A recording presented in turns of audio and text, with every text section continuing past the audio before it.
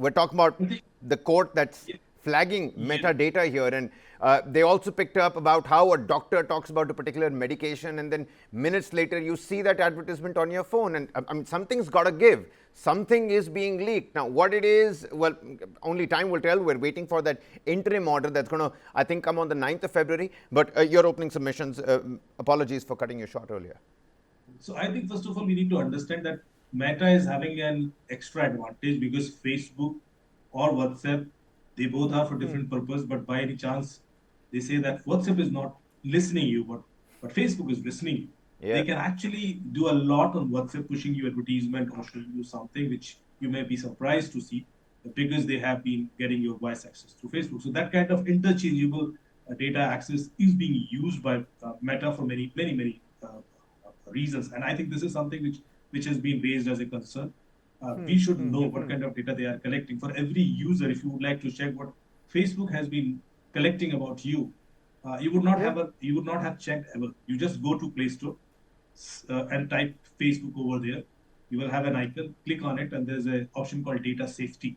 And click on see details icon, and there you will see that what kind of data Facebook has been collecting from the device. The data is that they are listening you all the time. They know your religious ideology, they know your political ideology, to whom you voted last time, they know your health record, your financial details, they know your contact details, your Facebook, your pictures, videos, anyways, your locations, your addresses, so many details. And an SMS and emails, every access they have. Now this is surprising. And you don't have an option to block it. That, okay, so the court is absolutely right. The court, when it says that this is a decent way of committing theft of private information, I mean, the court has kept flagging metadata. How explosive is that observation coming from the court? And do you think we're going to be looking at some serious changes in that interim order? Of course, I think there should be an option, because privacy is our fundamental right. And we are just ensuring that every user should be protected through that right, that law. And because we don't have an option to block that access of data or to regulate it, and that is a bigger concern. Because if they know so much about me, eventually they can control me. They can predict things about me before I get to know.